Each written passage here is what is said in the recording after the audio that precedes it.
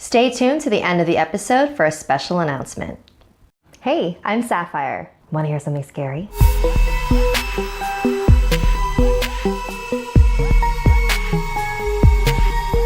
If I were you, I'd lock my doors before listening to our final chapter.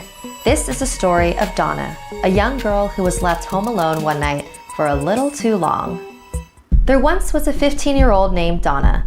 Her mother died when she was very young, and it was just her and her dad ever since, living in a peaceful suburb. They had grown incredibly close over the years. They would always know what the other was thinking, and even feel when the other was near. Some joked that they were psychically connected. One morning, Donna and her father were having breakfast. "I've got a meeting later today," he said. "I'll be home late, so don't wait up for me." He left some cash for her to order dinner, kissed her on the head, and headed out the door. Later that day, Donna came back home from school. Usually her dad would be home from work at this time, so it was weird coming home to such a still and quiet house. So she sat at the kitchen table and started to do some homework. Suddenly, she felt a sharp pain in her neck. It went away as quickly as it came, so she decided to ignore it. Ow! Her neck stung again. The pain was getting more and more intense. She ran to the freezer to grab an ice pack and placed it on her neck. The pain began to fade away. I wonder what that was all about, she thought to herself. It was now 8 o'clock and still no word from her dad. She figured she could wait up a little longer for him and decided to order some pizza. "Hi, I'd like to make an order." "Yeah, sure, I can hold." The subject is still on the loose. The police are recommending everybody lock their doors and windows and not answer the door for anybody, especially at night. "Hi, can I get a large pepperoni pizza?" It was getting pretty late and she began to doze off on the couch and dream. She was a little girl again, in the house she used to live in when her mom was still alive.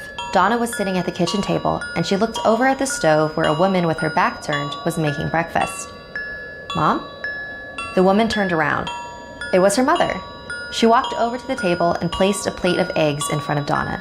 She whispered in her ear, "Don't open the door." What?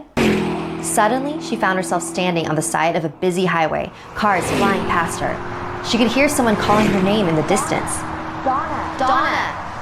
Donna!" Across the highway, she began to make out a figure. It was her dad. "Donna, don't open the door." "Dad, I can't hear you. Where are you?" "Don't open the door."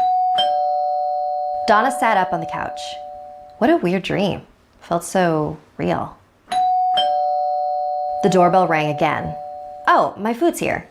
She stood up and started walking towards the door, but stopped when she passed a window. It was a lot darker outside than she remembered. How long was I asleep for? She looked at her phone. It was 1 a.m. She called up the stairs. "Dad? Are you home?" The doorbell began to ring more persistently. "Dad, is that you?" She went to the door and looked through the peephole. It was her dad. Finally. She went to slide the lock open, but quickly locked the door again. Something wasn't right. She didn't have that feeling when she knew her dad was nearby. Then she remembered her father's voice from her dream. "Don't open the door." She looked through the peephole again. "Dad, are you okay? Did you forget your keys? Is someone there with you? Dad, why are you acting really weird?" The doorbell kept ringing. "I need you to answer me. I'm not opening this door until you answer me." The ringing went on and on and on. She didn't know what to do. Eventually, she collapsed on the floor in tears and ended up falling asleep next to the front door to the seemingly never-ending bell. Donna woke up the next morning on the doormat. The doorbell had stopped ringing. "Dad, are you home?" No reply. She looked inside the peephole. Her dad was still there, staring at her just as he had the night before. She carefully opened the door and froze. Her father's head stared back at her. On the ground was a note. "I know you're all alone now." Thanks for watching. Do you have any ideas for future volumes? I'd love to hear them in the comments. Want something scary for your phone? Make your home screen haunted with our new wallpapers available to download now for free. And for a limited time, you can now purchase a Something Scary poster. For more information, click the link in the description below. Like this video if it gave you the chills, and don't forget to subscribe to Snarled and check out our other videos. And if you dare to follow me, my links are in the description below.